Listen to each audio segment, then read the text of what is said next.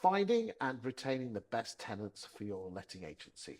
Today I'm joined by Heidi Shackell, who is boss lady of the Lettings Hub, huge in the game referencing agency. Heidi, top Hello. tips of finding and retaining the best tenants. Talk to me.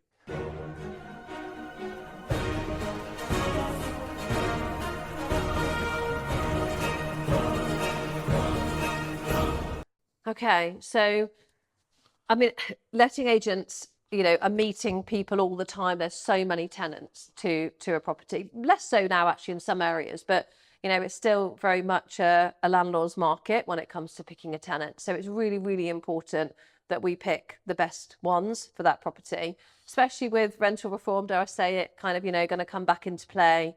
And actually, a tenant, when they move into the property, going to be there for however long they choose, not necessarily how long the landlord chooses. So I find it really interesting how tenant referencing is seen as a problem process, funnily enough, sometimes. In fact, that it takes too long, And it screams at me how agents will always want the cheapest referencing possible. Yeah. If they can save a quid.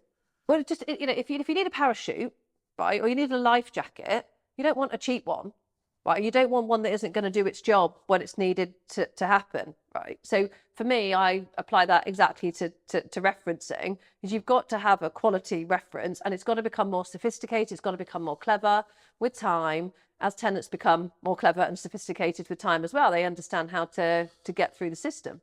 I mean, is there some stuff I'm hearing the way that they're quite smart with trying to fake details and get stuff through for referencing. Oh yeah, I mean, this industry, I don't think we're short of stories, in terms of, bad tenants, how they try and do it, and it does evolve. They create fake everything, if they can.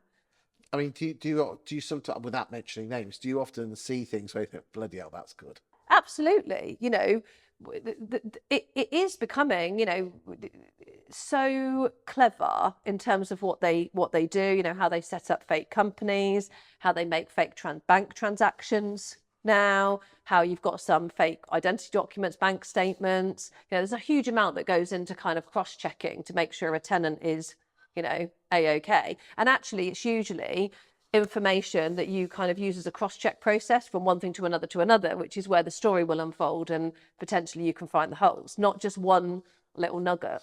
And is that computer spotting that, or humans, or a bit of both? Oh, do you know what? Both. Like, tenant referencing can't solely be done by tech. If it could, I always think of that. I went to a zoo recently and it had a pound coin in there, and it showed, proportionally where did the costs go to run a zoo. And I thought about that in the world of tenant referencing, and I'm like, okay, the biggest proportion of my pound is people, right? If we didn't need people, the business would be hugely profitable. But people spot things that computers can't, and people put all the pieces together. I mean, how long would a normal referencing take? One of your guys and girls.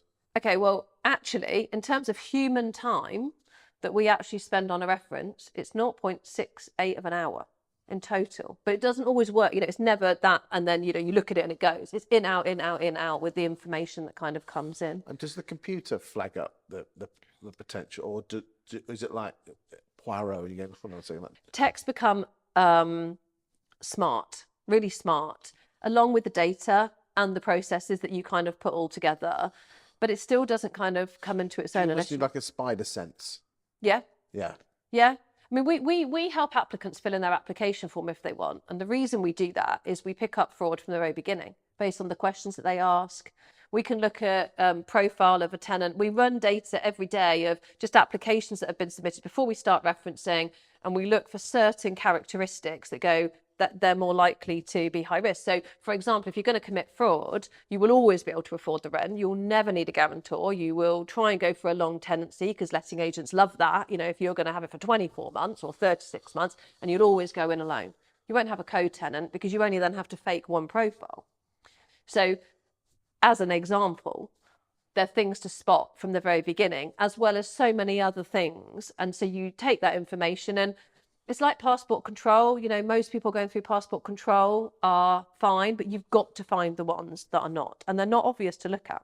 What percentage of applicants? I mean, again, a lot of it's self-selecting because a lot of tenants know it's harder to get through a referencing And we Yeah. remember the videos about finding and retaining the right tenants.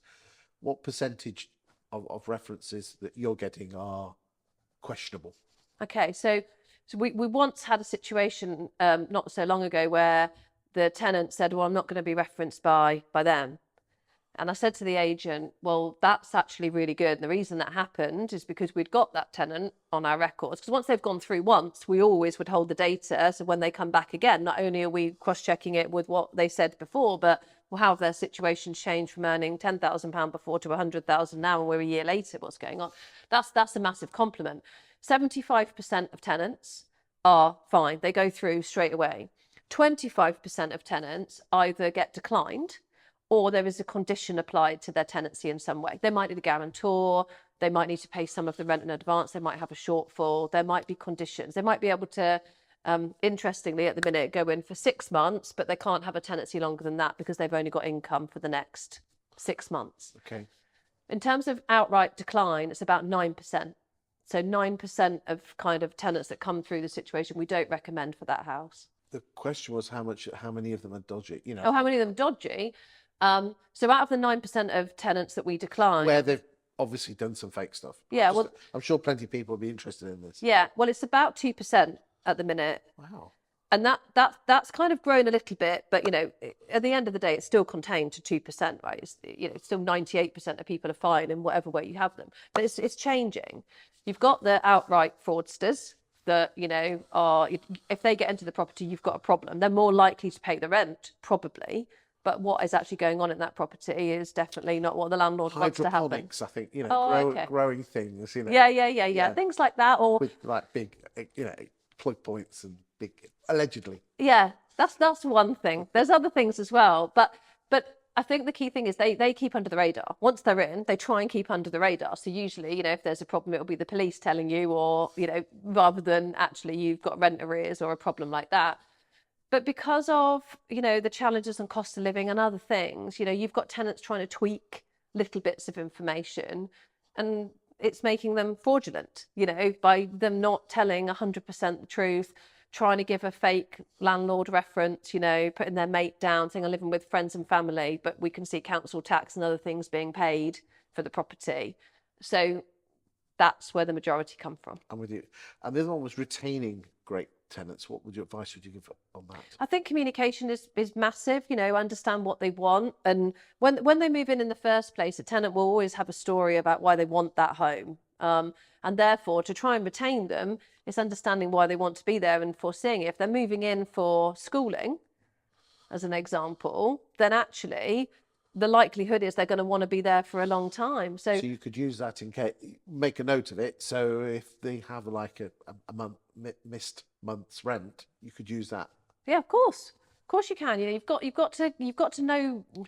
You've got to know your people. You've got to know who's in there, why they're in there, what are their most important things, what are their drivers for being in that property, and then making sure that you're reminding them of that as well at certain times. But, you know, making sure that they understand that, you know, we know letting agents work for landlords. You know, that very much changed back in 2019 when the government changed things. But if a tenant understands that a letting agent can be friendly and can be on their side if a situation happens, then actually they're more likely to turn to them before trying to deal with the situation themselves, not to deal with the situation themselves, etc. And actually, look, you know, we can see from our statistics, when we reference a tenant, most of them are tenants already. So there's a massive opportunity there with those tenants. If you stick close to them and you understand what their drivers are, that actually you can keep them for, if they're a good tenant, keep them for the next property that they want and for a really long time. Thank you for your time today, Heidi. Thank you. Thank you for having me.